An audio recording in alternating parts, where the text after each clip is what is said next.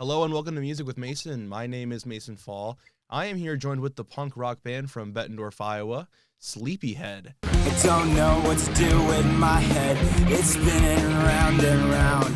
How are you guys doing today? We're doing great, man. Pretty good. Glad to be a part of this. Happy to be here. All right, just to start off, you guys are going to be soon playing at the Hilltop Closet on January 20th of this year to play along with bands such as Braver Than I and The Pivots. Yes, sir. So how did you guys get in contact with them, and how did you get into that little ordeal? Yeah, Go ahead. so pretty much I usually control all the booking for Sleepyhead, and I've known the Pivots and Braver Than I for a while, and I ended up making a call to Hilltop Drop, or it used to be called Hilltop Drop, but now it's called Hilltop Closet. I made a few calls to them, and they were down to book us, and it's pretty much as simple as that. Right. And you guys are also known for your songs such as Train Tracks, Goodbye and So Long, and also Private Eye. So how long ago did you release that? We pretty much released it in the summer of last year. Okay. We went to this recording studio called Skylark in Rock Island, and they actually mixed and mastered and recorded us. And so all props and thanks goes to them, because we wouldn't have been able to put it out if it wasn't for their help. Sorry, I hit a brick wall on that one. No, it's all good. It's all good. It happens all the time. I personally like your song Train Tracks. I'm a personal punk rock fan myself, and just hearing you guys rock on and just screaming out there, it's really nice to hear like the punk is not actually dead yet. So we have some punk out there. Punk out there. Yeah, Train Tracks was actually written by our drummer Nate Hartfest. Yeah, we kind of owe it all to him. Well, I mean, he wrote a really good song. But yeah. Thank you. But yeah. So I guess we're gonna start off right back into your backstories. How long have each of you been playing your instruments, and how long has Josh been a singer? So I think Nate and I have been playing for about 4 or 5 years now. Josh actually just started out as a fill-in bass player, and then I just could not find any bass players, and I also couldn't find any singers that were willing to stick with us. So, And then he texted me one day, and he was like, "Yo, can you play bass for us? Claire won't be available, or whoever." And I was like, "Yeah, all right." and Josh became singer like a good maybe 6 months ago. Yeah, I want to say like 6 to 8, maybe 8 months ago. And the fun fact about Josh has only been playing bass for 8 months now, and he's really for someone who's only been playing 8 months, you think he'd be playing for 10 years at this point. Yeah, we're really proud of him and the progress he's made these past few months that we've had him in the band and everything. Yeah. Yeah, it's super cool. Flattered. You just decided to step up and take a swing at it, and I actually think you're doing a really good job. Thank you. That means a lot. Yeah, I guess I waited for an opportunity to, just really have fun with what I wanted to do, and I saw it one day and took it.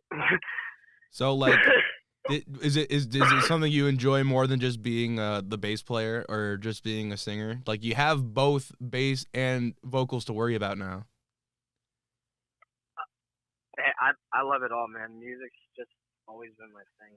Yeah. All right. So do you guys take any inspirations from other people in your lives who really helped you find your creative passion for being in a punk band or just music in general?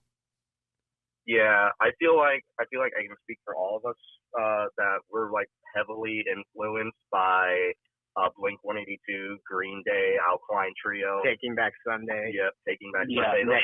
Neck Deep, and also a lot of classic rock bands. Yeah. All of us kind of grew up on that classic rock, and I know from a young way age, before we got into any of the punk stuff.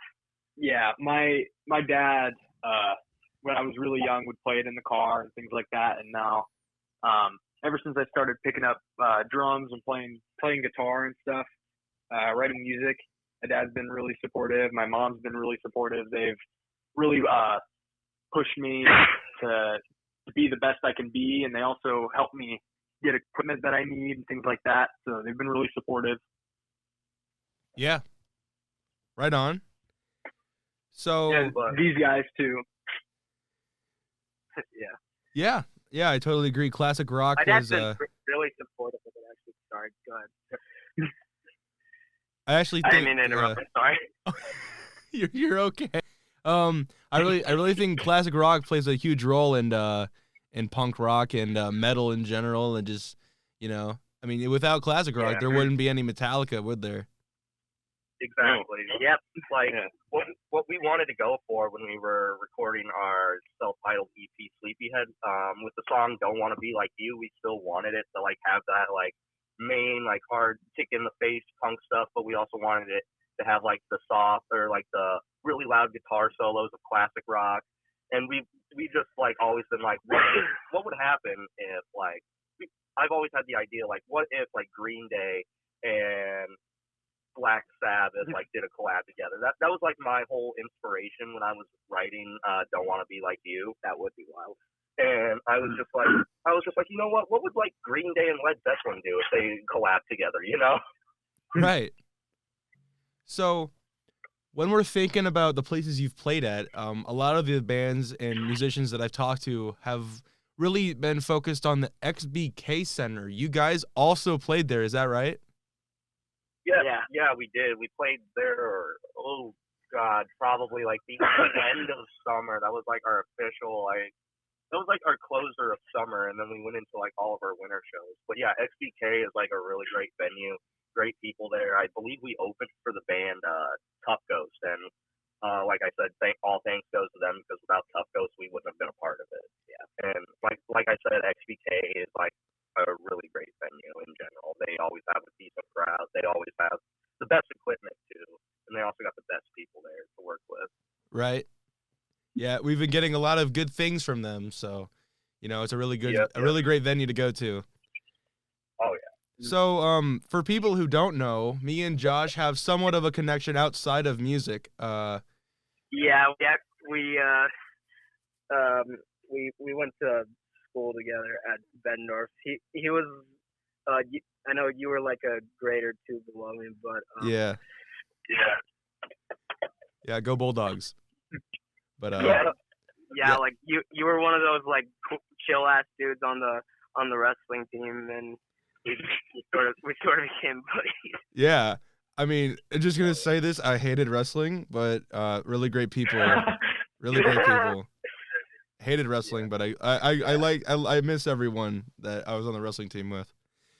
But they were all great. Josh, I don't know if this is true. Were you a fry cook for the River Bandits?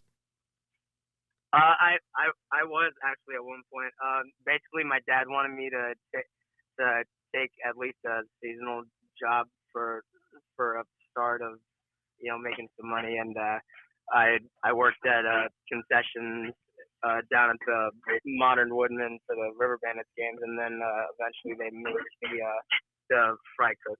Do you think if they had a chance, if you had a I was like fresh out of high school. If you had a chance, do you think you would play in front of all those people at a River Bandits game? Just Sleepyhead, just play in front of all of them? Oh, 100%. That would be awesome. That would be awesome. You should look into that. Get a hold of whoever owns Modern Woodfin and go ahead and just get a venue over there. I think one of our managers might have connections. That'd be cool. That would be cool. So, Rusty, did you work at McDonald's and Guitar Center? I did, yes. I was working. So at first, I was when I started working at McDonald's, I was a junior in high school. It was just like something I needed a little bit extra money. I was trying to I was still like a beginner in music, and I started seeing some potential. I was like, hey, I'm making money from my shows. I also need to make some extra money to get the equipment that I need. And I started working at McDonald's when I was about 16 through 17. And then I got a call I also put in an application from Guitar Center. And then as soon as they told me I had the job at Guitar Center, first thing I did was I put my 2 weeks in for McDonald's, and I just went straight to the interview, and I just went straight to the job at Guitar Center. Right. Which one's better? Guitar Center. Yeah, Guitar Center. I had a feeling. I don't think I would Yeah. ever want to work at McDonald's in my life. But yeah. So You're better off working at Roadhouse or something. yeah, I mean, it's just how it is, man. I just can't stand it. But Yep. what is the Rascals live music venue? Yeah, so like the Rascals live music venue It's this little bar in Moline. it's like a bar and a venue in Moline. They have amazing bands there every weekend, and I was close to one of the owner's son, and that's pretty much how I got at the show over there. Yeah, it's good that you got connections. Yeah. I've always tried to make connections, make friends, and all that, and everything like that. Like that's my best advice to like musicians or bands who are starting out. Like they want shows, they want to get out there. Best advice I can give is just like make friends, go to concerts, make connections. Right. So I don't think I've ever interviewed a band that has ever played at a beer stuba before. Yeah, we played at We played there quite a few times. yeah, we played we actually got another show coming up at the Broken Saddle Beer Stew on St. Patrick's Day. We're gonna be opening for the band Beneath the Surface. They're like a classic rock cover band with some originals as well. They're pretty much here in the Quad City scene. They just go from bar to bar doing shows, and they ended up I used to run sound for their band as well, and I hit up their lead singer and guitarist Jason Bergemeyer, and I was like, hey dude, like what if we like got together, did like some collaboration with Beneath the Surface and Sleepyhead. And then they were like, well, we got a show coming up at the Beer Stew, Broken Saddle on St. Patrick's Day, and we were like, we're in. Yeah, that'd be awesome. I hope I get to make that one. That actually sounds really fun. On St. Patrick's Day at a beer stuba. I'm sure there's gonna be a lot of people there. I can guarantee. You guys also played at the Freight House Farmers Market. Oh yes, that's honestly got to be like one of my favorite spots to play at. Why is that? It's just like the whole music scene is like all in one spot. Like it's not just like people going out, oh, I'm gonna go watch this band. It's actually like people who are what's the word I'm looking for? They're not necessarily musicians, but they're people in the scene that actually respect the music, and like they actually go out instead of just watching the bands. They're actually there for the environment, and that's one of the reasons why I've always liked the farmers market. It's always been like a really chill place. You can just get up there and play pretty much, and it's always a good time over there. Right. I mean, it's not just a farmer's market where you walk around and grab overpriced popcorn. I mean, you also just to get to relax and listen to the great music. Yeah, that's one of the reasons why I love the farmers market. There's just great people. It's a very chill environment. Yeah, totally agree. I miss you, Bettendorf. I miss being at the farmers market. I miss you.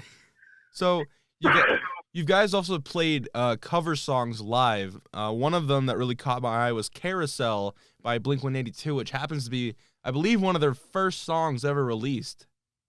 Yeah.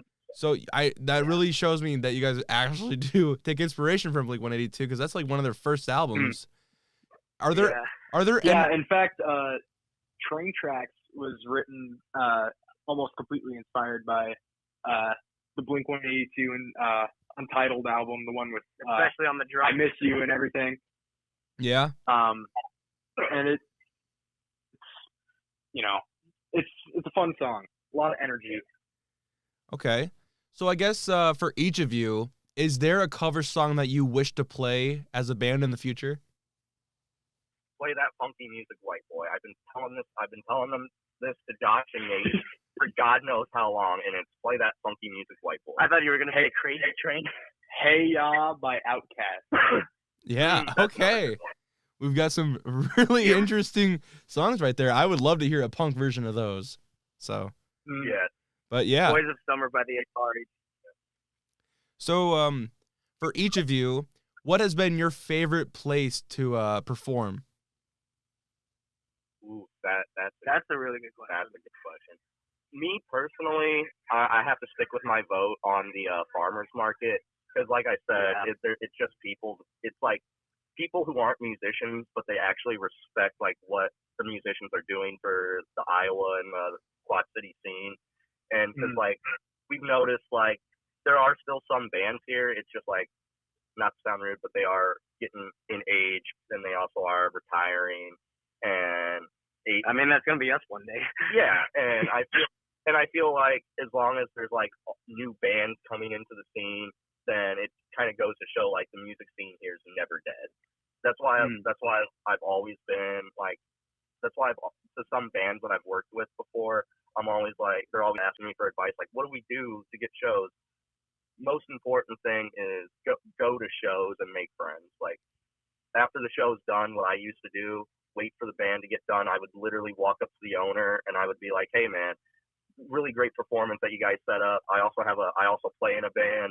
I think we would be really great. And usually that's usually like what bar owners and venue owners really look for, because people that are looking to reach out. Yeah. It's one thing to reach out via social media, but it's a whole other ballgame to do it in person, and it's a completely like step in the right direction to talk to them face to face, because there's actually a connection there, and it's like you're pretty much like talking like musician to musician at that point. Exactly. And that's the whole type of connection that I've always wanted out of the Quad City music scene. Right on. What about? I think my favorite place that we've played, it has to be either Gabe's in Iowa City or ooh, okay. Cool. I like the farmers market a lot too. I think the reason why Gabe's has a special place in my heart is because Nirvana played there at one time. That's right. I always thought that was really cool. They sure did, and they have a photo of him. I know that. Yeah. Yeah. I believe we have like there was like a newspaper clipping in front of. Yeah, they had it hung up on the wall. Yeah, that's gonna be us one day. That's gonna be us. And I believe that we all three of us have a picture. Three of us have a picture standing right next to that newspaper clipping, saying like, "We're the next Nirvana." They're gonna take down that news clipping and put one of you guys up there. Yeah, that'll be you someday. Yeah. Hell yeah! Probably like 10, 20 years. We can only hope. All right, so continuing on, do you guys plan on touring outside of Iowa one day? Yeah, we do have some stuff going on too that we would like to keep in the quiet for now, because it's not it's not confirmed yet, but we do have some stuff getting set up for like a small Midwest tour coming up. Yeah, we got a lot planned. Secrets are safe with me. My lips are sealed. I will not say a word. But, maybe a new album coming soon. We trust you. Yeah, but have you guys played at the Raccoon Hotel yet? Not yet, but we plan to. Not yet. I do have some connections there, and I do know some bands that are going to be there soon that I could probably get us on. But I've seen a few shows at the Raccoon Motel. I've seen the band Plunkett. I've seen the band what was it? The 42s at the 42s is another great band at the Raccoon Motel. But Raccoon Motel is like, I want to say it's like your stereotypical punk rock venue. Oh yeah, a lot of good punk bands go right through there. Oh yeah. Mm-hmm. But yeah, I hope they squeeze you guys in, because that would be legendary right there. Love the Raccoon Motel. That would be awesome. Yeah. So I've always wanted to play there. We're going down to the last few questions here. So what is the future of Sleepyhead? I know you guys just told me you have stuff in the works, but are we going to be seeing like an album come out, another EP, maybe more tour dates? Yes. So we do have an album coming out this year. We're actually about an album might be sooner than we think even. Yeah, we're not gonna tell you the name yet, but it's gonna be something. It's in the works. And for shows coming up, we also have a show coming up on December 20th, or not, wow, December, I'm so weird right now. We have one coming up on February 23rd at Racer's Edge in Moline, and then we also got another one the next day on the 24th at 11th Street Precinct in Davenport. Nice. Now that's what I'd like to hear. But I guess this is the final question. I didn't know how we got through this so fast, but we certainly did. I tell every single artist this, I tell every single band this at the very end of my show. What would you tell the young and aspiring musicians and performers out there who really need the courage to push forward and pursue what they love? Pretty much my advice would be, pretty much going back to what I said a few minutes ago, is like, go to shows, make connections, make friends, and also social media is, we're in 2024 right now. Social media is pretty much our best friend. Literally it literally takes like a message and just like, hey, can I open for you guys? And 9 times out of 10, the band, as long as you guys have like demos, and that's also another piece of advice is like, make sure like if you're writing original music, have at least a good amount of demos to show off. And that way you'll have a better chance of getting into like where you want to go. And I feel like my last piece of advice would be just have fun doing it. Like don't take it too seriously. Like we're all musicians here. I try to see the Quad City scene as like one big happy family. Like everybody should like deserve the same amount of credit and reputation that all these other bands have been doing it for since they were kids. Yeah. Yeah. My advice would be write music, don't overthink it, and don't be shy. Those are my three. Really good. I really like that advice. I think my advice would be just don't be afraid to go out there and just have fun with everything you love to do while you can. Because we're all gonna die someday. I feel like my last piece of it. I'm sorry, I keep going on about It's good. It's good. Keep it up. Keep it up. This is like a topic that I hold close to my heart because when I was starting out, these are like the exact same things I would do. My last piece of advice would be like, don't be afraid to fail because you're gonna have failures along the way. We've had failures along the way. Like not every band's perfect. Hell, especially me.